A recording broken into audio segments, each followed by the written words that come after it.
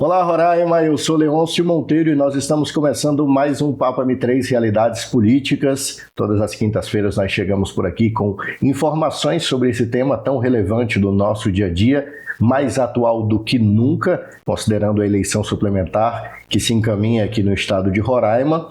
E hoje nós temos uma conversa muito especial, uma figura muito marcante do estado de Roraima, atuante por muitos anos dentro da justiça roraimense, um nome muitíssimo conhecido e que agora, no uso da advocacia também, né, uma vez que está aposentado do judiciário, segue fazendo seu trabalho dentro do meio jurídico e também agora com projeções para o campo da política.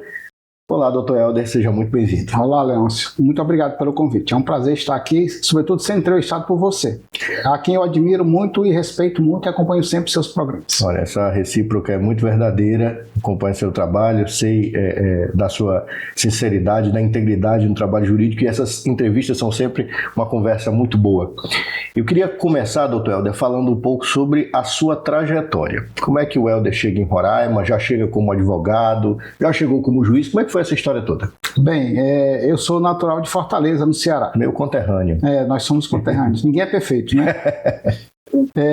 Eu fazia faculdade de Direito na Federal do Ceará e lá conheci uma jovem, minha primeira esposa, Denise, que os pais já moravam aqui. Cearenses, radicados como muitos cearenses, resolveram sair do Ceará para vir morar aqui, sobretudo trabalhar no comércio. Ele era contador e a minha sogra era uma pequena vendedora de uma papelaria dos contabilistas, Dona Socorro, já de saudosa memória. Então conheci a Denise, nos tornamos amigos, começamos a namorar, resolvemos casar na faculdade, na faculdade mesmo, durante a faculdade ela engravidou, e eu já era servidor da Justiça do Trabalho concursado, né? Eu já tinha um concurso público, aliás, na época muito bem remunerado, eu era servidor da Justiça do Trabalho lá de Fortaleza. E ao nos aproximar da formatura, ela disse, vamos para Roraima. Roraima é uma terra de oportunidades, né? Eu disse, vamos. Seus pais estão lá, eles vão dar o apoio inicial e viemos para cá. Eu estava contando ontem que nós chegamos aqui com a cara, a coragem e duas caixas de papelão. Uma com panelas, as melhores que nós tínhamos, resolvemos trazer, as outras nós vendemos.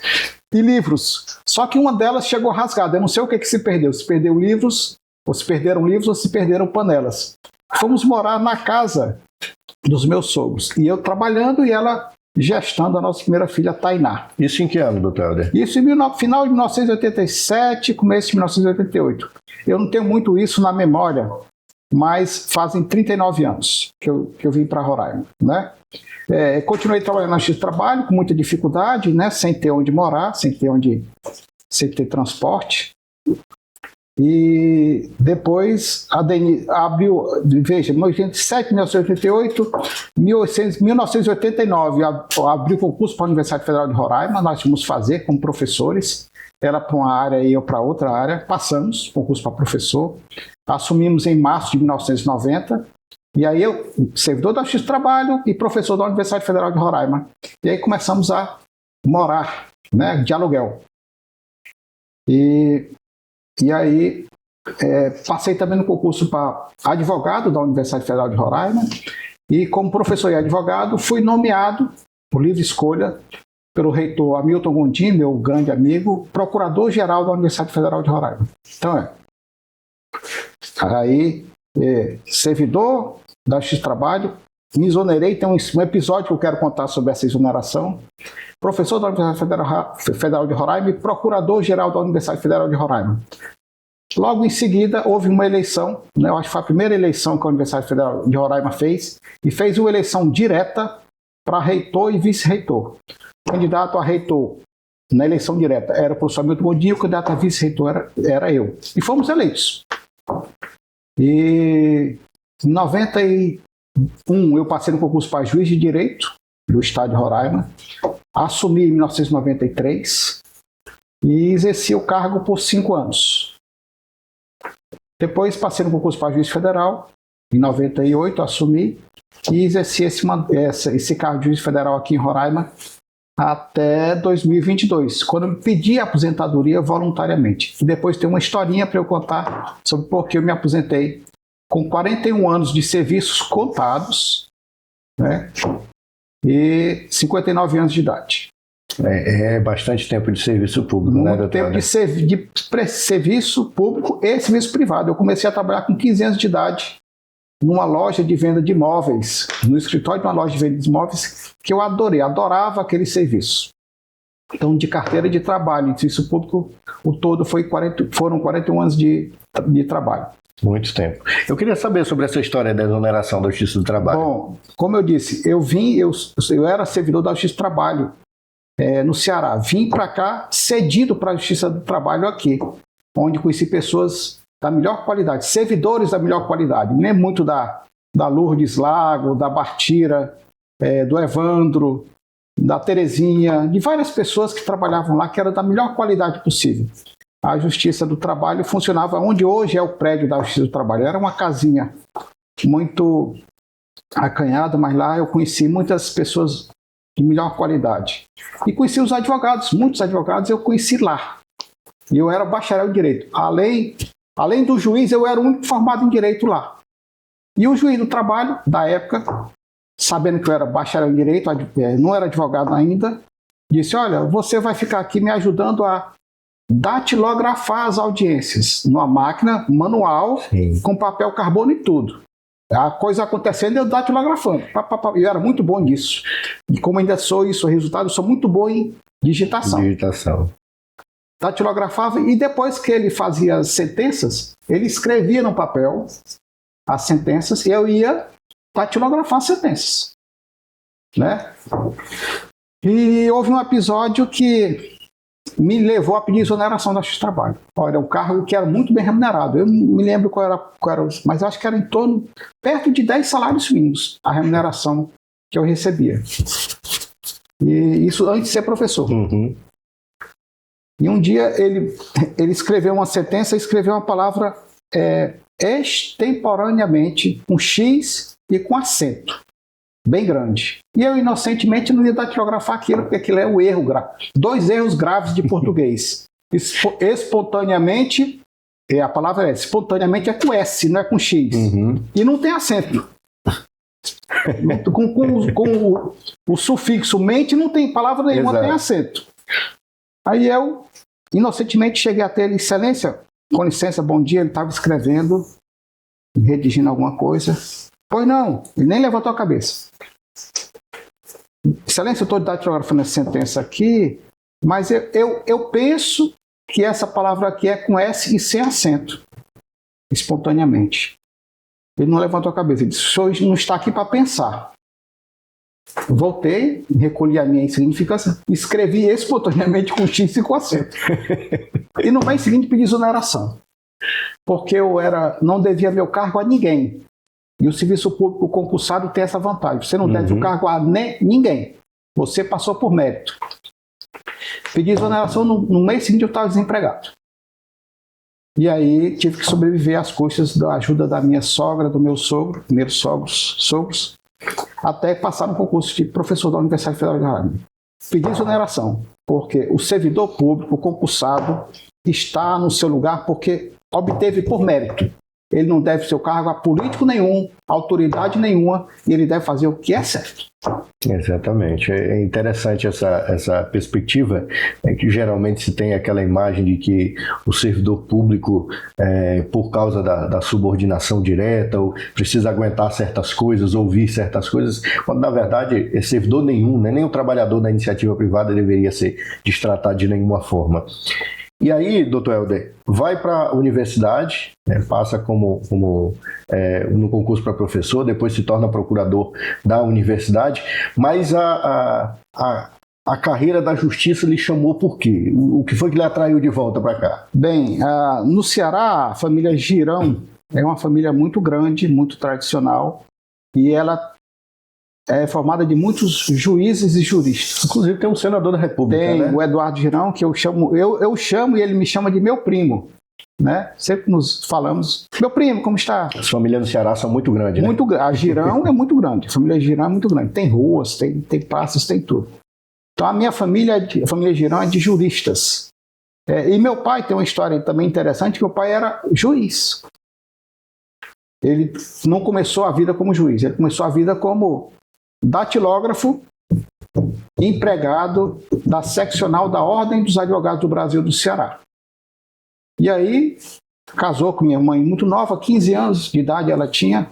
Naquele tempo as mulheres casavam muito cedo e minha mãe fez a opção por ser mãe de família, teve 10 filhos, né? Eu sou o primeiro, o mais velho.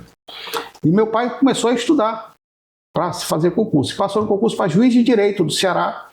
E aí eu percorri a gente viu todo o percurso da vida dele, porque juiz de direito no Ceará, ele não fica na capital, ele vai para onde for lotado, ele vivia no interior.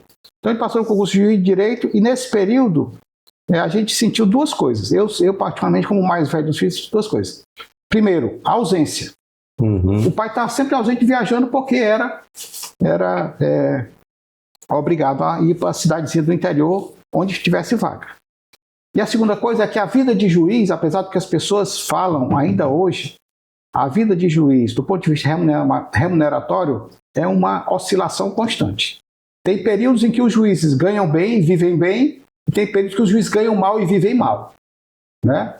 Então, os períodos em que... E aí, naquele tempo, tinha inflação galopante. Hoje não tem tanto, mas ainda corrói a remuneração. Nos períodos em que o juiz vivia ruim, a gente almoçava arroz com ovo e, para variar, jantava ovo com arroz. Isso na casa de um juiz. Juiz do direito do Ceará. Com os períodos que o salário melhorava, porque dava reajustes, a gente enchia a despensa de comida e aí comia até que a fase boa acabasse, né? E depois, eu falei da questão da ausência e da remuneração, eu acho que tem que ser destacado alguma coisa em que algumas famílias, não só de filhos de juízes, mas na maioria das famílias, é o papel das mães. O papel das mães em cuidar da casa e criar os filhos e até educar. Eu fui alfabetizado pela minha mãe. Eu não fui fazer alfabetização. Eu já entrei no primeiro ano já, alfabetizado. Já entrou sabendo. Já né? entrei sabendo, porque ela alfabetizava. Você tinha muito Apesar isso, de que ela dizia sempre que só estudou até a 5ª série. Naquela época, 5ª série, né? Chegou um momento que ela não podia mais ensinar, porque ela não sabia. Mas ela alfabetizou a família. Então, o papel das mulheres na criação e na educação dos filhos é muito importante em qualquer família, inclusive até hoje. A gente percebe, então, doutor, que é um negócio meio parecido com a citação que o senhor fez do seu pai como juiz lá no Ceará. Parece a história do militar do Exército, né? Que fica transitando de cidade para cidade. Mas no caso do juiz, ele não leva a família, ele vai sozinho. Aí a pergunta foi por que eu escolhi o direito? Eu não escolhi direito. O direito me escolheu, porque eu tinha uma grande facilidade, um grande amor pelas ciências exatas. Matemática, física, eu comecei a fazer minha faculdade em engenharia civil. Eu fiz engenharia civil durante 1 ano. Eu queria ser engenheiro civil, ou engenheiro. E aí, num certo momento, e é um papel importante que eu vou casar já com a faculdade de Direito, num certo momento desse primeiro ano, um professor de cálculo diferencial, eu acho que ele acordou com o fígado atacado, não estava de bom humor, virou-se para a turma após desenhar uma integral lá, alguma coisa, disse, olha, vocês vão sair daqui sabendo menos do que um bom mestre de obras. Eu olhei assim, olhei para os colegas, olhei para a minha situação. Se eu vou sair, fazer uma faculdade de engenharia e sair sabendo menos que um bom mestre de obras, o que é que eu estou fazendo aqui? Botei o livro debaixo do braço, tranquei a matrícula e fui fazer Direito. Fui fazer a faculdade de Direito. Passei no vestibular da Federal do Ceará, fui fazer Direito. E não gostava do Direito. Até eu conhecer um professor de Direito a quem eu devo muito. É um professor de Direito, uma disciplina que não existe mais nas faculdades de Direito. Chamado Direito Romano, e o professor chama-se Agerson Tabosa Pinto. Eu acho, inclusive, uma grande ausência na graduação de Direito, porque o Direito Romano é a base do Direito Ocidental, né? E ensina muito a origem das coisas, para a gente entender o que acontece hoje, porque que já acontecia há 753 anos antes de Cristo, na Roma Antiga, né? Pois é. Então, esse professor foi um grande incentivador. Me apaixonei pelo direito e a partir daí eu fui um aluno de bom para excelente, né? E fiz a faculdade de Direito, me despedi, ele não queria que eu viesse para Roraima, mas me acompanhou. E depois, quando eu fui fazer o mestrado, já em 2001, eu disse, professor Gerson, eu vou fazer o mestrado. Onde é que você quer fazer? Em São Paulo. Onde você quer fazer? Tem a PUC e tem a USP. Não, eu vou para a PUC. Então tá bom, eu lhe ajudo. E me ajudou. Que legal. Ele me ajudou em que sentido? Ele me recomendou na seleção da PUC de São Paulo. E por que eu estou dizendo isso? Porque as pessoas às vezes pensam em algumas pós-graduação. Você faz um curso de graduação, depois faz pós-graduação. A especialização, o mestrado e o doutorado. A especialização são 6 meses, o mestrado são 2 anos, o doutorado são 4 anos, no mínimo. Mas nas pós-graduações das grandes faculdades, dos grandes cursos, não se entra se não tiver alguém que indique. Você até faz uma provinha pro forma, mas se não tiver ninguém que lhe recomende, você não entra. Porque tem várias pessoas que vão lhe recomendar. Então a Gerson me recomendou e quem me aceitou como orientando no mestrado foi um constitucionalista muito famoso chamado Michel Temer. E eu fui orientando no Michel Temer, graças a Deus. Eu soube, um excelente professor de direito constitucional. Excelente constitucionalista. Não sei como político, eu não tenho a opinião dele como político. Mas excelente constitucionalista. Ele tinha um segundo da cadeira, porque ele era titular da cadeira, e tinha um adjunto da cadeira, chamado Luiz Alberto Davi Araújo. Esse me pegou pela mão. Vamos aqui. Venha cá, vou lhe ajudar a escrever sua dissertação. E eu fui morar em São Paulo, sozinho a princípio, né?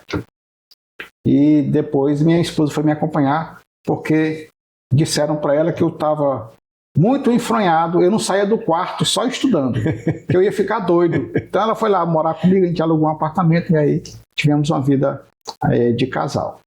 Então, assim, o professor de engenharia me desestimulou, me desviou da engenharia. O professor de direito me encaminhou para essa beleza do direito. Fazendo direito, fazendo a pós-graduação, isso em 2001. Eu já tinha passado no concurso para juiz de direito do Estado em 91, assumi em 93, e passado no concurso de juiz federal em 98, assumi em 98. O senhor saiu do cargo de juiz do Estado diretamente para a Justiça Federal, não? Foi. Eu mais uma vez fui saído. Convidado a se retirar. Fui convidado a me retirar. Por quê? E aí tem uma história antiga. Eu sempre exerci meu cargo como juiz cumprindo a lei, respeitando a Constituição e os direitos das pessoas. Né? É o de se esperar, né? Especialmente o servidor da Justiça. E fazendo isso de uma forma bastante tranquila, bastante séria, sem raiva, sem mágoa, e sem medo também. Da mesma forma como eu me exonerei da Justiça do Trabalho, porque eu não concordei com a atitude grosseira de um juiz, eu me exonerei da Justiça Estadual porque não concordei com a atitude grosseira da então composição do Tribunal de Justiça de Roraima. Que atitude grosseira foi essa? Eu era juiz do Estado e fui designado para várias funções. Né? Eu fui juiz de família, conheço a desgraça que é uma família quando vai à justiça. Fui juiz das varas cíveis, fui juiz da execução fiscal, fui juiz da Fazenda Pública. Na Fazenda Pública cuida das causas que envolvem o Estado, como o Estado e os municípios. Caiu lá comigo uma ação proposta pelo Ministério Público Estadual, inclusive um dos promotores que ingressaram com essa ação chama-se Edson Damas da Silveira, de que eu me tornei amigo depois compadre, e hoje também é um procurador que pediu para aposentar-se. Entraram com ação contra a propaganda, aquela propaganda proibida que os políticos sempre fazem, sempre fizeram. Eles usam os símbolos que eles se identificam para se autopromover, a promoção pessoal. Então vários governadores fizeram isso. Né? E aí um governador do estado, à época, fez uma propaganda em que ele estilizou os símbolos do estado, todos os lugares do estado eram estilizados com símbolos que remetiam à imagem dele. Sim. Inclusive ao nome dele. É um N e um C. Né? todos os carros, todas as propagandas tinham um N estilizado em um C. Uma parada subliminar de Subliminar de que, olha, sou eu, né? Eu, governador de plantão. Eu sou o governo. Eu sou o governo. O governo sou eu. E isso de fato aconteceu muito, né, doutor Helder? Muito. Não foi só esse, vários governadores. Inclusive na decisão que eu dei, proibindo esse tipo de coisa, eu citei vários símbolos dos governadores que o antecederam, todos usaram isso. Você procura na história de Roraima, todos usaram isso. Até que a partir dessa decisão, esse governador passou a espalhar por aí que eu era inimigo dele. E até hoje ele disse que eu sou inimigo dele, apenas porque eu dei uma decisão numa ação que dizia a Constituição proíbe a autopromoção pessoal da propaganda do governador. E ele disse que eu sou inimigo dele. A ação foi proposta pelo Ministério Estadual. Fui lá e dei minha decisão. Ninguém propôs antes e Helder não era juiz antes. Não, nem da Fazenda Pública. Depois disso, e houve um episódio, acho que salvo engano, isso em 95 ou 96, por aí, em que o Ministério Público entrou com outra ação contra o chamado nepotismo. Eu vou explicar para você que não entende. Eu disse que a melhor coisa de um servidor público é ser concursado que não deve nada a ninguém. Sim. Mas você sabe que alguns cargos, geralmente os melhores cargos do serviço público, são ocupados sem concurso público pelas pessoas que são filhos, parentes, esposas, esposos, amantes, né? Sobrinhos dos políticos. Os políticos nomeiam essas pessoas para os melhores cargos sem concurso público, com as melhores remunerações. Isso se chama nepotismo, porque você usa o seu poder político para nomear pessoas da sua relação pessoal, para ganhar as melhores remunerações e sem a independência que você precisa ter no serviço público. Se você ocupa um cargo nomeado por indicação política de algum político, você é parente de algum político, você jamais vai fazer nada contra esse político. E você vai fazer tudo que esse político quiser que você faça. Se ele disser, vá lá e adesive seu carro, você vai lá e adesiva seu carro. Se ele disser, vá lá e bote na sua rede social a minha propaganda, você vai lá e bota. Porque se você não fizer, no dia seguinte você perde o carro. A impessoalidade foi embora. Acabou-se. Né? Acabou-se. Se ele disser, olha, vá bandeirar na rua para mim ou para o meu candidato, você vai. Se você não foi concursado, você vai. O concursado não vai. Talvez até ele vá constrangido. Mas esse nepotismo aí foi uma ação que o Ministério Público entrou para exonerar todos os parentes do Poder Executivo, do Poder Legislativo, do Poder Judiciário e do Tribunal de Contas do Estado. A primeira decisão que eu dei foi contra o Tribunal de Justiça de Roraima. Porque lá nos melhores cargos estavam a mulher, o irmão, a filha, o sobrinho, a amante, o amante dos então desembargadores do Tribunal de Justiça de Roraima. Era um negócio complicado, né? Dos 7 desembargadores daquela época, só um não tinha essa irregularidade. Não tinha ninguém da família dele nomeado para ocupar cargo. Só um. Eram 7, viu? Aí o que aconteceu? O Tribunal de Justiça ficou extremamente chateado. Imagina. Extremamente chateado, aborrecido comigo. Nos corredores diziam que eu era um juiz insubordinado, indisciplinado. Como é que eu poderia fazer aquilo contra o Tribunal de Justiça? Dei também contra o governador do estado, que já era o mesmo governador daquela época, sim, do passado. Já não ia muito com... A Assembleia Legislativa se antecipou e exonerou todo mundo. O Tribunal de Contas do Estado também se exonerou e exonerou todo mundo. Mas o governador não. Não, os meus parentes têm que ficar no governo, porque eu que nomeio, estou nomeando meus parentes, meus filhos, meus irmãos, minha mulher. Livre nomeação e livre exoneração. Pronto, né? Eu que nomeio, estou no meu que eu quiser. E o Tribunal de Justiça entrou com uma coisa inédita. O Tribunal de Justiça entrou com um recurso contra a minha decisão perante o próprio Tribunal de Justiça. Eles iam decidir... Eles eram réus da ação, entraram com recurso para eles mesmos julgarem, e o Tribunal de Justiça cassou a minha decisão.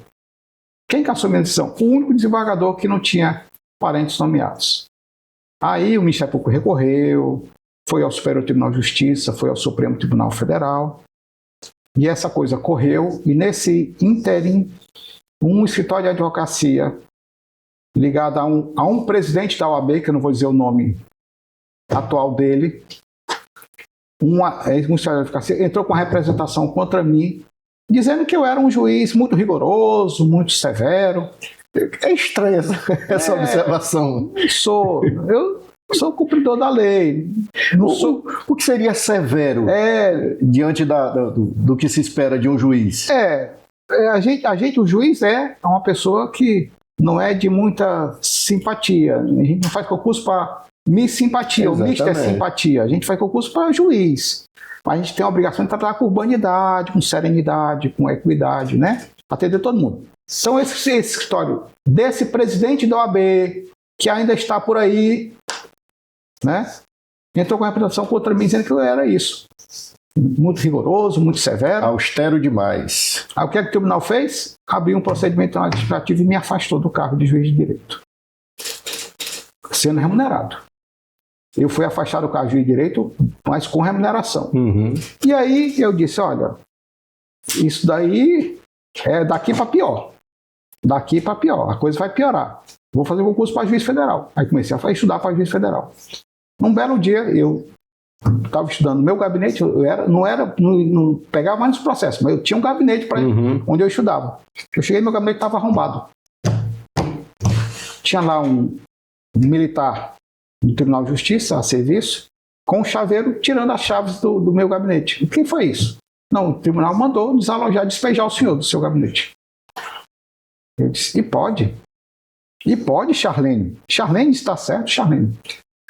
Mas me tiraram, me despejaram, botaram todos os meus livros, meus papéis para o corredor do fórum, depois para o depósito. E aí eu entrei com recurso no Supremo Tribunal Federal, e o Supremo Tribunal Federal cassou a decisão do Tribunal de Justiça e mandou me reintegrar ao cargo de juiz de direito. Na semana seguinte eu pedi exoneração para assumir o cargo de juiz federal e vim para Roraima. Rapaz, mas era um negócio meio coronelismo, né? Muito. E você... Hoje o Tribunal de Justiça não tem mais esses problemas. Que bom. A composição atual do Tribunal de Justiça é totalmente diferente. Não tem mais nenhum desembargador daquele período. Nenhum, graças a Deus. E melhorou muito, né? Mas deixa eu ver. Você, não sei se você acompanhou o período em que no Tribunal de Justiça havia uma briga muito séria, um envolvimento muito sério de um desembargador, já falecido, com o governo do Estado. E esse desembargador tinha 2 filhos que eram da Polícia Civil. E esses filhos foram acusados de mandar matar um conselheiro federal da OAB, chamado Paulo Coelho. Rapaz. Paulo Coelho. E realmente o Paulo Coelho foi morto. E se descobriu que por trás desse homicídio estava as denúncias que o Dr. Paulo Coelho fazia contra esse desembargador, e os filhos dele foram os contratantes desse homicídio. Adivinha, o processo eu estava como juiz no estado de Roraima, porque de 20 de dezembro a 6 de janeiro tem um chamado recesso. Mas fica 1 ou 2 juízes respondendo por todas as varas. Eu estava no recesso desse ano, respondendo por todas as varas da capital do estado de Roraima. Uma delas é o Tribunal do Júri. E o Ministério Público denunciou os filhos desse desembargador. Oh, meu Deus. Adivinha com quem caiu essa decisão? O senhor já dava sorte, né? Eu já dei sorte. Então essa decisão caiu comigo. Eu mandei os filhos do desembargador para o júri. Rapaz, esse desembargador ficou um arara. E me ameaçou, e disse que ia fazer, ia acontecer. E o Tribunal de Justiça preocupadíssimo, porque esse desembargador era realmente tido como muito violento. E os filhos dele eram tidos como envolvidos com pistolagem, crime de encomenda. Mas eu não teve conversa. Eu pedi segurança da polícia, a polícia me deu segurança, acabou. E aí eu fiz meu papel, os filhos dele foram a júri, foram condenados. Eu não sei se estão presos ainda. E o desembargador já morreu, né? E provavelmente ele está no lugar que ele merece. É interessante, doutor. 2 coisas eu consegui observar enquanto o senhor falar, pelo menos 2 coisas, né? Que é essa situação desse comportamento meio coronelista dentro de algumas esferas do judiciário, que inclusive não se limita a judiciário estadual, e uma outra questão é a situação de uma espécie de corporativismo, né? De defesa do time, de vestir a camisa, que o camarada diz, não, pegou em um, a gente não pode deixar, porque senão pode pegar qualquer um. Como o senhor disse, quem cassou sua decisão foi justamente aquele que não foi afetado por ela. Foi o desembargador que não tinha ninguém. E provavelmente ele sofreu muita pressão para fazer isso. Ele é uma pessoa íntegra, o regresso do Ministério Público. Ele era do Ministério Público do Amazonas, quando passou para juiz de direito, primeiro colocado, inclusive, no concurso. Eu posso citar o nome dele. que eu admiro muito, respeito muito, doutor Lupecim de Sá Nogueira Filho, aposentado também, muito boa pessoa. Ele sofreu muita pressão para dar essa decisão. Mas o fato é que, no judiciário, quando você não se enquadra dentro de um sistema, e existe um sistema, você é excluído, é perseguido, é punido, é afastado, Que coisa, hein? é condenado. Né? Não estou dizendo que não existam juízes que façam coisas erradas, mas existe um sistema que oprime os juízes, sobretudo os juízes, a seguirem certas condutas, porque senão eles serão perseguidos e punidos. Na Justiça Federal, eu passei 25 anos. Nunca, em momento nenhum desembargador do meu tribunal, que é sediado em Brasília, ligou para mim ou mandou algum recado dizendo: faça isso ou não faça aquilo. Eu faço o que você quiser. Se nós concordarmos, nós mantemos. Se não, nós reformamos. O único episódio em que eu recebi uma ligação não foi do desembargador, foi de um ministro do Tribunal Superior Eleitoral. Eita. Que era ministro superior do Tribunal de Justiça. Já falecido também, graças a Deus. Não é porque eu acho que ele está no céu. Foi quando eu determinei a prisão da esposa de um desembargador do Tribunal Regional Eleitoral de Roraima. Eu era juiz federal e determinei a prisão de vários servidores do Tribunal Regional Eleitoral de Roraima. Por que razão? Porque lá foi descoberto uma coisa chamada rachadinha. Doutor, já ouviu falar de rachadinha? Já, um bocado. Vixe, eu lembro muito de ouvir nos corredores, no meio da imprensa, a seguinte expressão: se a ação cair com Helder Girão, pode esquecer. E agora eu entendo por quê. Por que tinha esse temor, esse receio?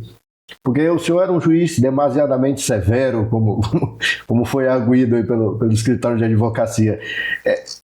Eu não consigo conceber, eu sei, já me chamaram de ingênuo diversas vezes por causa disso, mas não consigo conceber como que alguém presta um concurso para juiz para não se comportar com justiça, para não se comportar com austeridade com a legislação. E depois, para além disso, pior, se irritar com alguém que faz o trabalho que deveria ser feito. Só para não perder o gancho sobre esse episódio, esse episódio da rachadinha, o que é que significa para você? Né? E isso existe ainda em alguns lugares. Eu não sei se na justiça existe ainda isso. Nem no TRE, eu acredito, não exista mais, pelo exemplo que foi dado. Né? A autoridade nomeia um assessor e vai lá com o assessor e diz: olha, eu vou lhe nomear aqui para um cargo de R$5.000 de salário. Aí você é obrigado a me dar metade todo mês. E era claro assim: se aceita, aceita. Então a pessoa é nomeada para um cargo e tinha a obrigação, todo mês sacava metade do salário dela, sacava e entregava para a autoridade. Aí a autoridade ficava com ela, esse dinheiro, ou dava para a mulher. Nesse caso era a mulher do desembargador do Tribunal Regional Eleitoral de Roraima, não é do Rio Grande do Sul, é de Roraima. Ficava com a sogra, ficava com a amante ou com os amantes, ficava com alguém, ele distribuía esse dinheiro. E uma servidora que estava passando com um problema muito sério de saúde na família, se sentiu em certo momento injustiçada, disse: eu não consigo mais dar, porque vai me fazer falta. Aí foi ao Ministério Público Estadual. A falar com quem? Edson Damas da Silveira. Doutor Edson, o senhor me trouxe várias ações muito interessantes. O doutor Edson Damas da Silveira me procurou. Eu disse: rapaz, vá à Polícia Federal, ela denuncia lá e vê o que eles fazem. E ela fez. Até então não se tinha certeza que o desembargador estava envolvido nisso.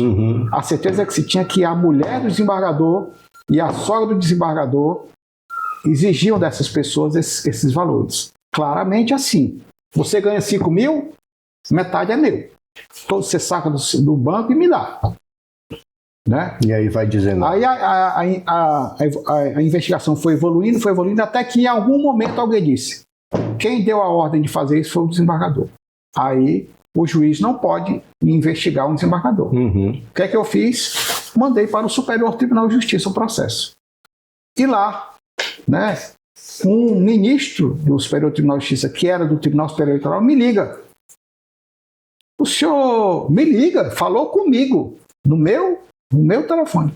O senhor mandou fazer busca no TRS? Não, no gabinete do desembargador? Não, senhor. O senhor mandou fazer busca? Mandei, sim, senhor. Tinha alguma competência? Mandei fazer. O senhor tem dúvida sobre isso? Foi bem assim, uma conversa bem amistosa. Bem direta. Não, é porque se eu tivesse feito no gabinete do desembargador, era ilegal. Doutor, eu sei o que é legal e o que é ilegal. O senhor não precisa me dizer isso. Agora, todas as provas que foram produzidas até aqui levaram ao desembargador e eu encaminhei o processo ao STJ. Lá, o senhor decide o que o senhor quiser. Valide ou invalide. O fato é que esse desembargador virou um processo crime contra ele, foi condenado à perda do cargo, e é uma pena de privativo de liberdade que foi substituída por alguma coisa. Ele está esperando um recurso que está pendente no Supremo Tribunal Federal, que não é julgado nunca esse recurso. Mas no Superior Tribunal de Justiça ele foi condenado a perder o cargo. Não foi aposentadoria compulsória, não. Com salário integral. Perda do cargo. Ele não deve mais ser desembargador. Quando o Supremo Tribunal Federal julgar esse recurso que está lá. Então, vejam, essas decisões todas geraram em mim, ou para mim, duas consequências. Primeiro, eu não tenho amigos. Pouquíssimos. Pouquíssimos amigos. Eu digo assim, eu conto nos dedos os amigos que eu tenho. Depois, eu sou tido como uma pessoa rigorosa demais. Eu sou rigoroso. Nem de mais, nem de menos. O necessário. Né? E que eu sou raivoso. Então, quem me conhece, quem convive comigo, quem me vê na rua, quem bebe comigo e eu bebo, quem senta comigo, sabe que eu sou uma pessoa extremamente descontraída, extremamente brincalhona, como todo cearense é. Você é cearense, eu sou cearense, você... É natural, né? É cearense. O cearense é um povo, por natureza, alegre. Deve ser pelo excesso de sol, mas o cearense é tão alegre que ele brinca com a própria feiura. Nesse intervalo, desse histórico, né, de justiça federal, não foi só esse episódio que marcou a sua passagem por lá, né? Não, vários episódios marcaram. E aí tem alguns que eu quero pontuar. Primeiro, a questão da Raposa Serra do Sol.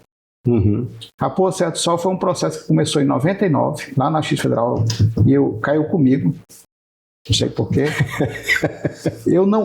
Talvez eu era juiz titular da primeira vara. Eu, durante muitos anos, fiquei sozinho aqui em Roraima. Ninguém queria vir para Roraima. Porque o que se ganha em Roraima, se ganha em Belo Horizonte, se ganha em Brasília. O salário Só que Roraima é mais longe dos grandes centros. É mais longe, os aviões são caros, o custo de vida é mais caro. E eu tinha, e como tenho ainda vinculação a Roraima, eu sou mais roraimense do que cearense. Eu amo mais Roraima do que o Ceará. Caiu comigo essa Raposa Serra do Sol, que se questionando o quê? Havia uma demarcação feita com base no laudo assinado por uma antropóloga só, mas que constava uma comissão de profissionais, inclusive servidores indicados pelo Estado de Roraima. E aí, esse autor da ação, um deles é o doutor Augusto Botelho, esses autores da ação, Ação Popular, diziam assim, olha, esse laudo é falso. Essa pessoa aqui que foi supostamente indicada para ser representante do Estado de Roraima, nem sabia que tinha sido designado. E aí foi se estudando e foi se mostrando e realmente aquele laudo era falso. É como ele foi confeccionado com aquele recurso de corta e cola, copia e cola. Certo? Então, você visualmente vê, a letra era um tipo, depois vem outra. Então é uma montagem de vários documentos. Mas serviu de base para a portaria de demarcação da Raposa Serra do Sol. Então, com base nessa ação, eu suspendi essa demarcação. Não vai ser concluída, porque tem um processo de identificação, depois demarcação, depois registro, né? E o governo federal, a União, entrou com vários recursos. O meu tribunal manteve a minha decisão. O Superior Tribunal de Justiça manteve a minha decisão. O Supremo Tribunal Federal manteve a minha decisão. E aí, durante esse processo de suspender, né, eu designei uma comissão de peritos de vários lugares, de várias especialidades, para examinar a questão que não é tão simples assim. Não é só demarcar uma área imensa como é a Raposa Serra do Sol. É saber se atende a todos os interesses envolvidos. Né? E essa comissão de peritos, eu estava lendo o laudo um dia desse, ela concluiu primeiro dizendo assim, essa demarcação, da forma como está proposta, é falsa, não tem fundamento nenhum. E outra, essa demarcação quer juntar comunidades que não querem ser juntadas. Né? Culturalmente e etnicamente são distintas, né? distintas e, inclusive, algumas até são inimigas. Está claro isso. Depois, os efeitos econômicos para os próprios índios serão desastrosos, porque eles já estão acostumados, já vivem essa realidade do convívio com os não índios há muito tempo e são dependentes disso. Depois tinha 2 problemas ali. Se eu não estou enganado, tinha o município do Iramutã lá dentro e tinha uma parte aqui, salvo engano, de Normandia. Pacaraima é outra terra, né? Outra terra lá. Outra terra indígena, não é Raposo Serra do Sol. E aí eles concluíram, a demarcação deve ser feita em ilhas. Você preserva uma área necessária para cada comunidade indígena e no entorno você cria o que você quiser, municípios, fazendas, empreendimentos econômicos, turismo, o que você quiser. Só que no governo da época, isso em 2004, o ministro da Justiça, se não me engano, era o Tomás Bastos. Que era presidente Lula, né? Presidente Lula, eles refizeram a portaria de demarcação e aí, com base nessa portaria, o Supremo Tribunal Federal chamou para si esse processo. Saiu de Roraima, foi para lá. E o Supremo resolveu arquivar esse laudo, nem tomou conhecimento desse laudo que eu tinha realizado, mandado realizar, e julgou a demarcação da Raposo Serra do Sol do jeito que está.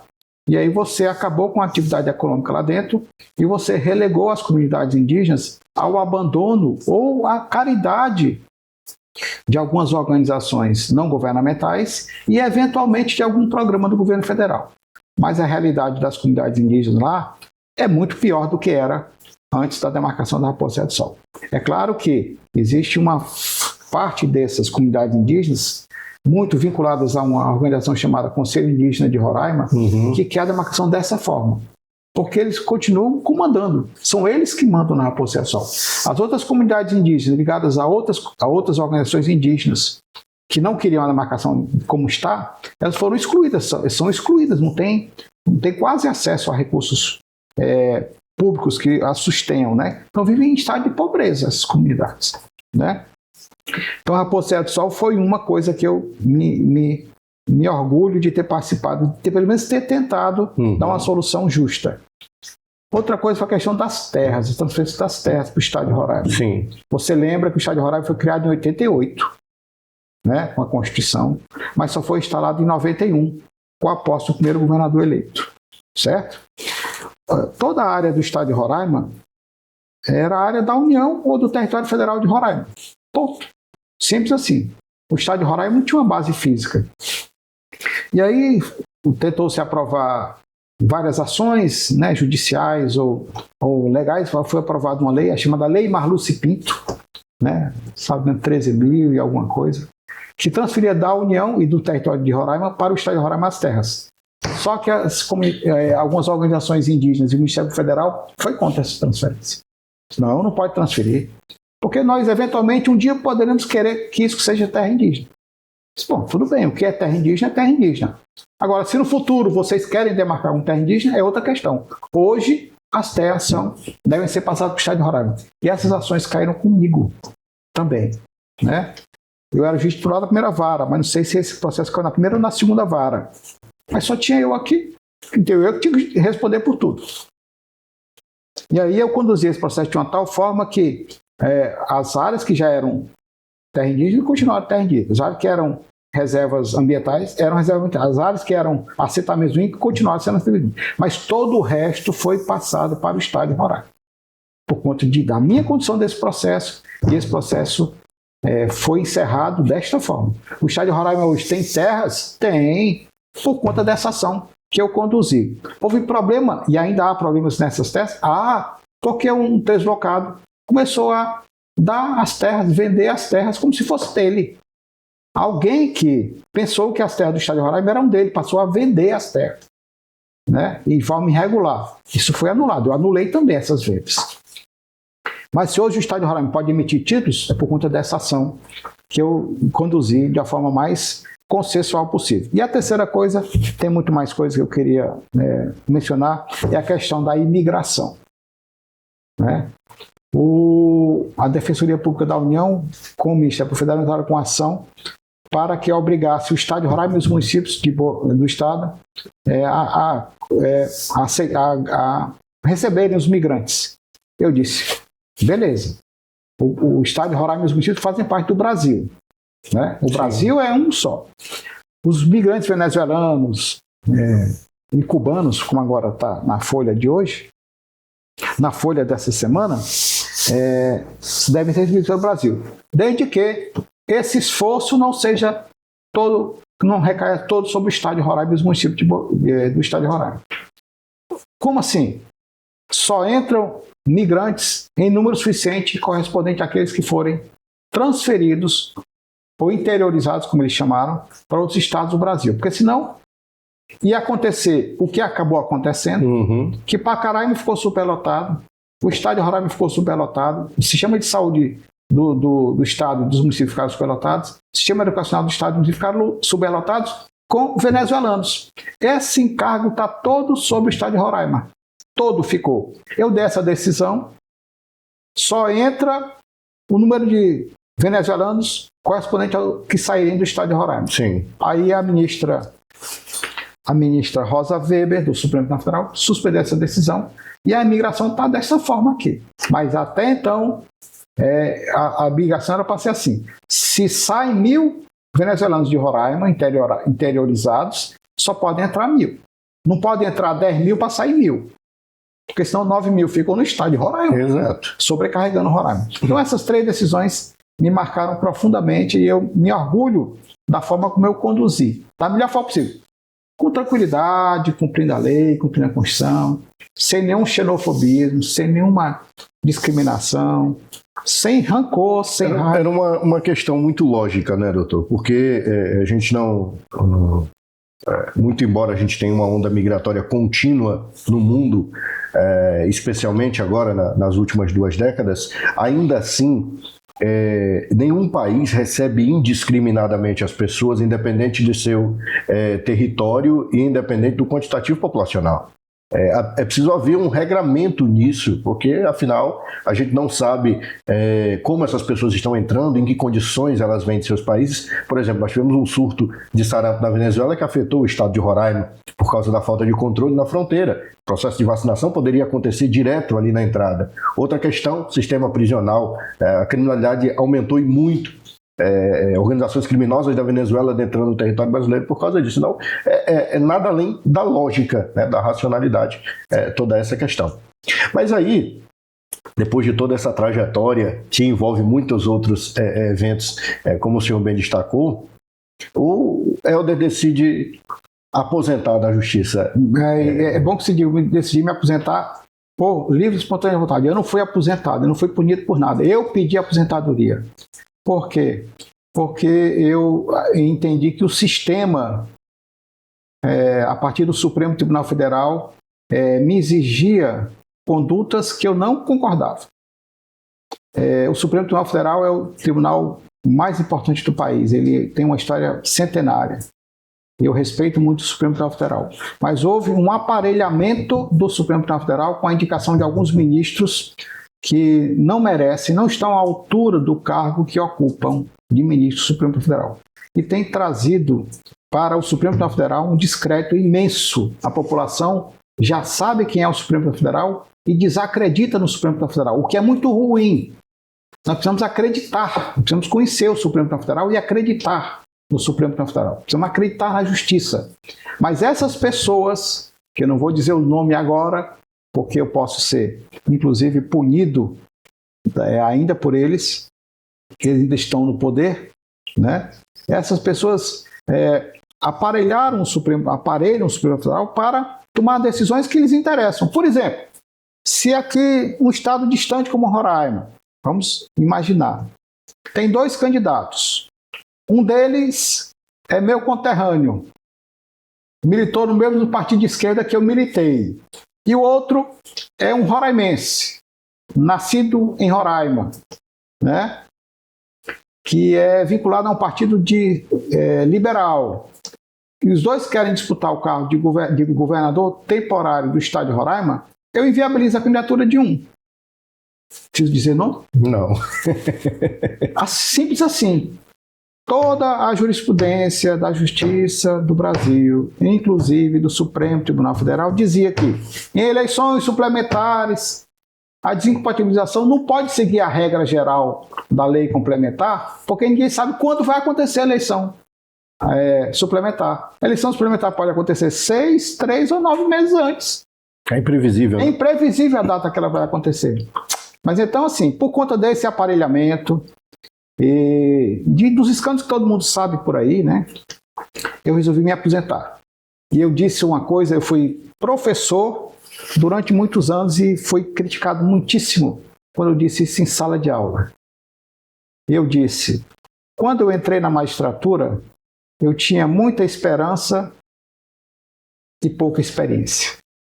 Hoje, eu tenho muita experiência e pouca esperança. Eu não tenho pouca esperança nos juízes, não. Eu tenho pouca esperança em alguns ministros do Supremo Tribunal Federal. Tenho pouca esperança na atual composição do Supremo Tribunal Federal. O Supremo Tribunal Federal é muito maior, merece coisa muito melhor do que a sua atual composição. Mas não são todos. São alguns que a gente pode apontar. Esse. A gente pode apontar claramente quem são. O povo aponta. O povo aplaude nas ruas quando eles passam. Né? Inclusive, fazem elogios respeitosos às suas respectivas mães, né? Doutor, E eu pedi aposentadoria por isso. Que eu me desiludi com essa composição do Supremo. Eu não vou fazer parte de um judiciário que está comandado por essas pessoas. E aí eu lhe pergunto, onde é que a gente... É possível apontar, indicar, onde é que a justiça, o STF, por exemplo, perdeu a mão no envolvimento com a política ou com outras coisas que são consideradas socialmente reprováveis, no mínimo? Porque há alguns meses, assistindo um jogo de futebol, um jogador estrangeiro, quando o nome dele falou, a minha esposa perguntou, que nome é esse? O nome era Sepúlveda. E aí eu disse, é um jogador estrangeiro e tal, mas nós tivemos um ministro do Supremo Tribunal Federal com esse nome. Ela, mesmo? Eu nunca tinha ouvido esse nome, porque na época a gente não sabia quem era ministro do Supremo Tribunal Federal. E é verdade, não se sabia quem era, se ouvia pouquíssimo, se ouvia o nome da corte, o STF decidiu isso, mas com muita raridade, uma coisa pontual. Hoje não.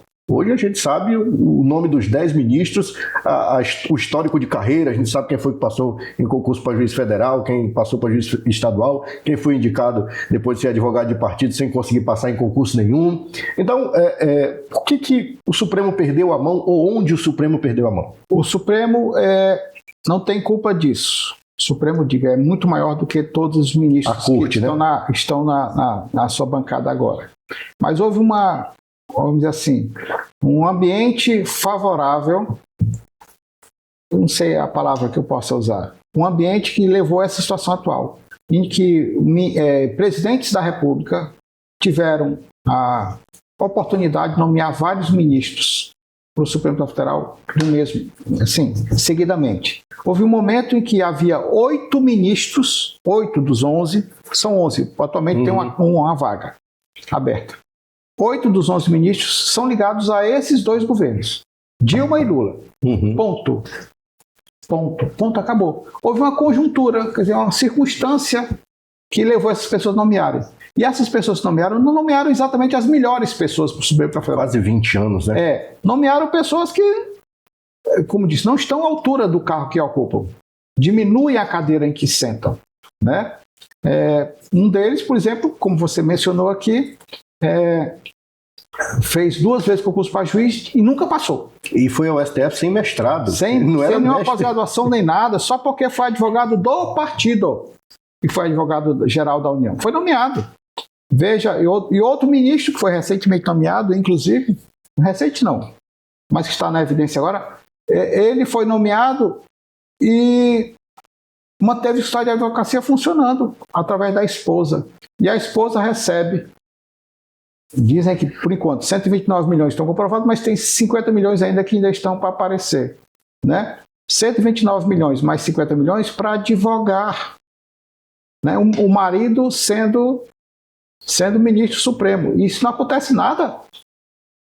Quer dizer, a mulher de um ministro do Supremo recebe 179 milhões para advogar para uma pessoa envolvida, um banqueiro, envolvido num escândalo fenomenal, que vai abalar a República. E não acontece nada?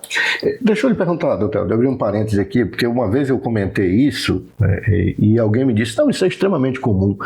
O senhor tinha escritório de advocacia quando era juiz? E nenhuma das minhas filhas advoga. Porque me disseram, não, isso é muito comum, o juiz casa com advogado, e juiz, o irmão de juiz tem escritório de advocacia. Eu digo que isso é comum, gente. Mas tudo bem que seja, mas o juiz julgar uma causa do escritório de advocacia do parente parece um negócio muito estranho. Não é comum, mas acontece. Não é comum, mas acontece. Sobretudo em Brasília e nos tribunais superiores, inclusive no Supremo Tribunal Federal. Tem escritórios de parentes, e nesse caso ele não nem disfarça. É a mulher, a história do ministro do Supremo, que a mulher e o filho tomam conta e receberam 179 milhões para fazer ninguém sabe o quê.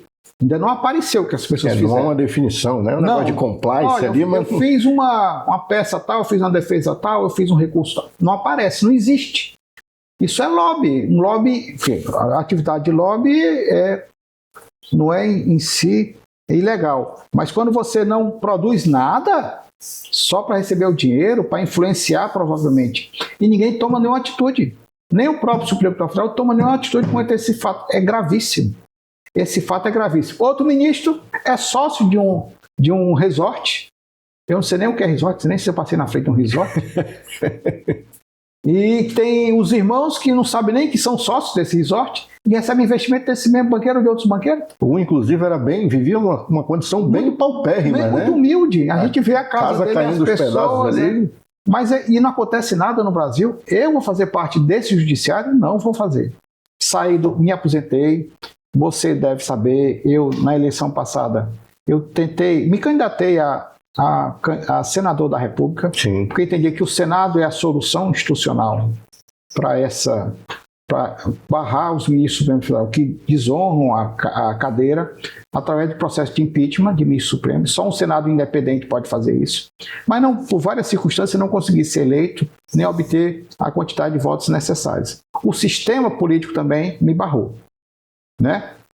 Mas mesmo assim eu queria mais aqui, uma vez agradecer a expressiva votação que eu tive, 25.544 votos conscientes, nenhum comprado, nenhum me deve favor, eu não devo favor a nenhum deles, mas agradeço muito a confiança que esses votos, que essas pessoas me deram. 25.544 votos. Para quem foi juiz, nunca fez política, não tinha um partido grande, não tinha recurso, ter essa votação toda foi uma surpresa. Uma surpresa. Mas o sistema me fechou. Não deixou entrar. Tem isso também. Tem. Quando alguém ameaça o sistema vai lá e impede a candidatura dessa pessoa. Ou a eleição suplementar de Roraima que eu diga. O sistema reage com muita força. Muita força. Às vezes até desproporcional. São esses. E aí, eu não sei se eu posso falar. A eleição suplementar em Roraima está, por enquanto, se Deus quiser, isso vai mudar. Está conduzida da seguinte forma: tenha só um candidato do sistema que vai obter menos votos do que os votos brancos e nulos. E aí, doutor? E aí nós temos um impasse jurídico muito grande. Para onde vai, me permita concluir a pergunta, para onde vai a democracia quando a maioria não quer o único candidato? Essa eleição suplementar, se mantiver essa situação atual, de um candidato apenas do sistema, que o sistema quer, vai ser uma desmoralização para a democracia. Porque esse candidato vai ter menos votos válidos do que a quantidade do somatório de votos brancos e votos nulos. Se essa eleição suplementar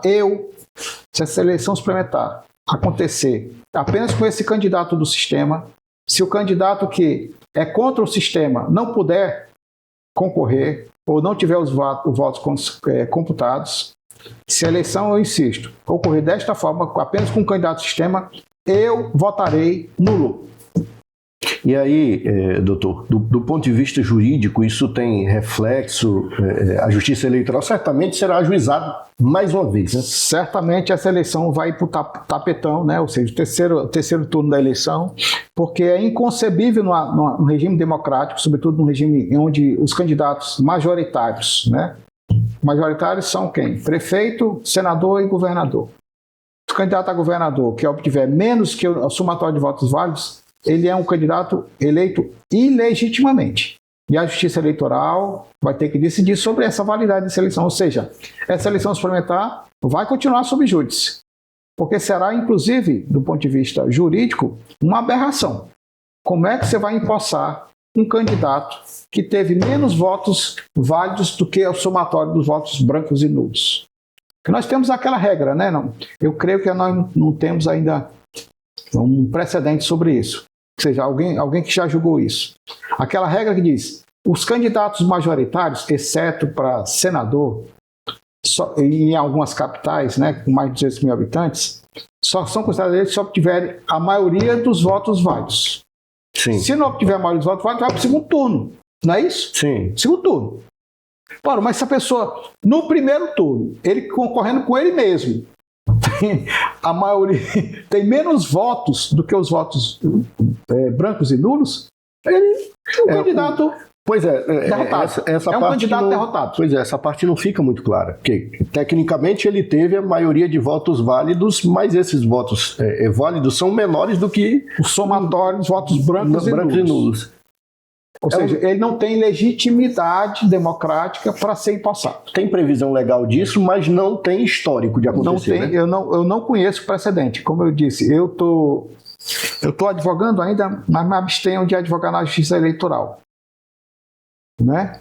Mas eu tenho sérias dúvidas sobre a possibilidade jurídica desse candidato do sistema ser empossado, ser diplomado e empossado como governador tampão eleito, né, com essa condição. Mas, sobretudo, a minha opinião política é assim, é uma desmoralização.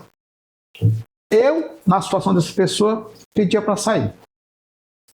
Pedia para sair porque uma pessoa que concorre sozinha e obtém menos votos válidos do que o somatório de votos brancos e nulos é uma pessoa que não tem apoio popular. E é o essencial, o indispensável para a democracia, o conceito de democracia parte justamente disso, né? Da sociedade, da população se dispor a votar naquele camarada. A vontade da maioria se manifesta no voto válido. Mas se os votos válidos são minoritários, isso não é maioria. Exatamente. Quem é minoritário não pode ser maioria. É uma situação... uma questão lógica. Lógico. Doutor Helder, o senhor falou sobre a tentativa na última eleição majoritária para o Senado da República. Nesta eleição, vou falar da eleição de outubro, a eleição ordinária, né? Essa eleição está uma dor de cabeça, inclusive, para a comunicação, porque o jornalismo dá uma notícia agora, daqui 5 minutos mudou a notícia e é uma correria absurda.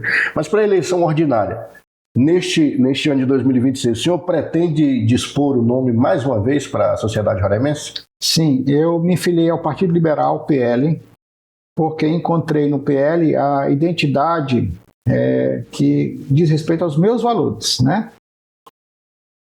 A liberdade, o respeito, a república, a família, né? O respeito à diferença, inclusive, né? E fui muito bem recebido pelo PL. Agradeço muito o PL deste momento me receber, porque na eleição passada, quem comandava o PL em Roraima me esnobou. Se me esnobou, não me quis. Aliás, quando eu disse que eu fui excluído pelo sistema, eu vou dizer, nenhum partido me quis na eleição passada. Rapaz. Nenhum que me quis. Só um que me quis, é o chamado Mobiliza. Sim. Né? Mobiliza. E eu fui me filiar e concorri pelo Mobiliza sem estrutura nenhuma. E depois ocorreu o que aconteceu. Mas esse ano eu estou filiado ao PL. Já me ofereci, me coloquei à disposição do PL para ser pré-candidato a deputado federal. O PL fez uma relação de pré-candidatos, mas essa definição só vai acontecer na convenção do PL em julho. Pois o partido vai definir mês que vem. Quem são os candidatos. A partir daí, você é ou não é candidato. Essa é uma decisão do partido, né? Do partido. Uhum. E eu me coloquei ao PL à disposição para ser pré-candidato a deputado federal. Ponto. Eu acho que o PL pode, se me der, me aprovar na convenção, vai ter um candidato sério, um candidato honesto, um candidato leal, um candidato fiel, que não tem pretensão nenhuma. Eu não tenho apego a cargo nenhum. Já deu para perceber. Nenhum. Nenhum, absolutamente cargo nenhum. Então, ser candidato a deputado federal, ou pré-candidato a deputado federal, é uma forma de eu tentar continuar colaborando com o Estado de Roraima. Sim. Com o Estado de Roraima. Eu sou muito novo, tenho muita energia ainda para continuar ajudando o Estado de Roraima. Mas se eu não for candidato, em julho, vou saber se serei ou não tem problema, eu continuarei filiado ao PL, continuarei trabalhando, continuarei ajudando, continuarei falando, continuarei dando entrevista, continuarei advogando, que é uma das coisas que me aproxima mais do judiciário, tenho mais contato com o judiciário, é a advocacia, né? E se o PL me der essa legenda, quer dizer, se eu for aprovado na convenção, eu vou para a eleição certo de que contarei com o apoio do Partido Liberal e somarei votos. O PL pode fazer 1 ou 2 candidatos deputados federais. Se eu for um deles, está ótimo. Também, se eu não for, está ótimo também. Então, eu ajudei a eleger, né?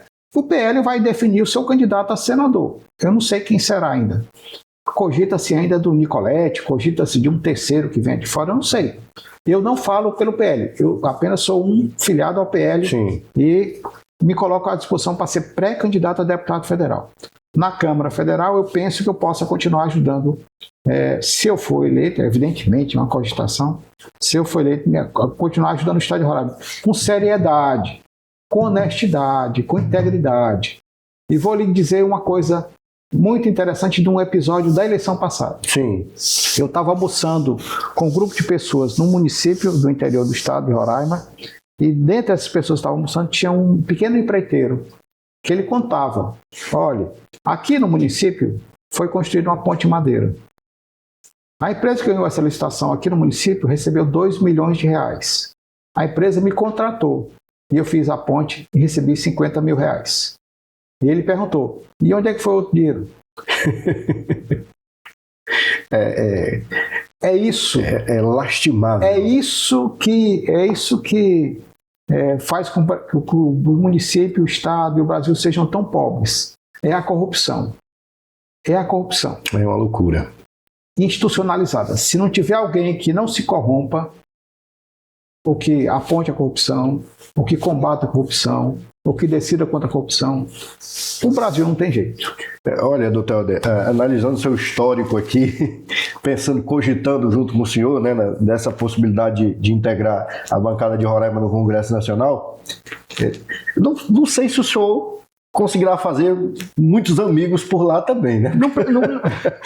Eu também não faço questão de ter muitos amigos, não. Eu vou lá fazer meu papel, se for o caso. Eu iria lá fazer meu papel, ser o que eu sou mesmo, né? Claro que preciso conversar, preciso, né, contar com um partido que tenha uma representatividade grande no Congresso e somar votos, somar entendimentos, somar discussões. Eu me dou muito bem com as pessoas. Até com as pessoas que não gostam de mim, que me consideram inimigos. Eu me dou muito bem. Respeito quem não gosta de mim, respeito quem me critica. Eu sou muito fácil, de fácil convivência. Agora, quando você fizer alguma coisa comigo e estiver errado, eu vou lá e aponto. Eu vou lá e critico, eu vou lá e decido.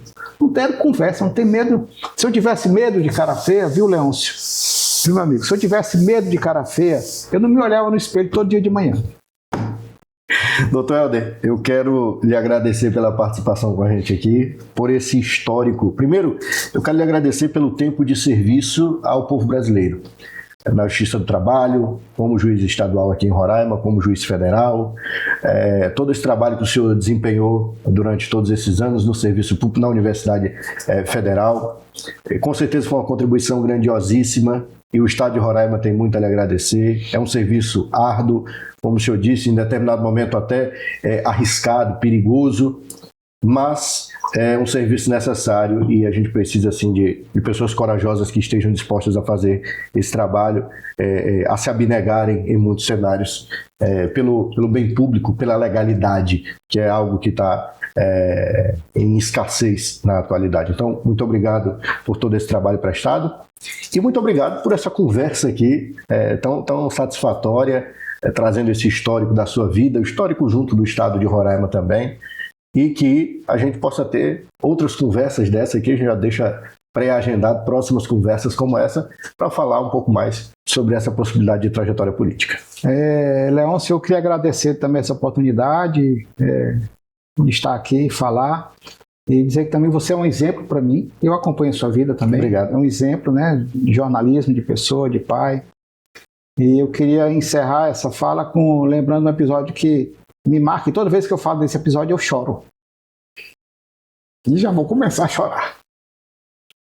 Eu sou pai de 7 filhos e avô de 6 netos. Há muitos anos atrás, a minha segunda filha, ela era garotinha e nós estávamos no Parque Anauá, no Parque Potolândia, na Roda Gigante. Sem isso, o Parque Potolândia existe ainda. E estávamos na mesma cadeira da Roda Gigante. E a Roda Gigante parou no momento mais alto, né, que ela podia parar. E estava um pôr de tarde, um final de tarde muito lindo, o sol muito bonito. E ela me perguntou: pai,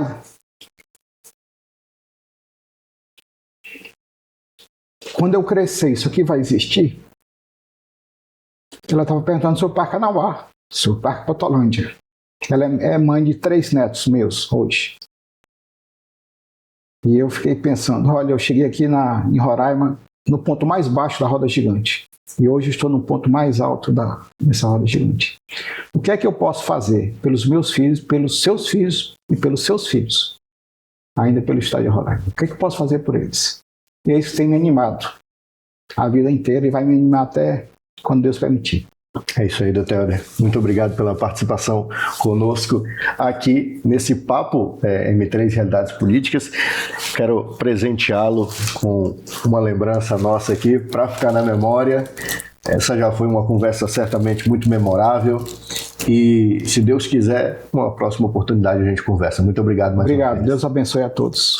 Obrigado a você também que nos acompanhou até aqui. Você já sabe, todas as quintas-feiras, a partir das 5 da tarde, nós estamos com a nossa conversa, trazendo sempre a nossa realidade política, os nossos convidados. E uma vez mais, te convido a curtir, a comentar, a se inscrever no nosso canal, nos seguir nas redes sociais. É muito importante o teu retorno. Comenta aí, diz o que você achou dessa conversa, faz indicações também de nomes que você quer que sente conosco aqui para essa conversa, para esse nosso papo de muitas realidades políticas. Um beijo no coração e até a próxima. Tchau, tchau.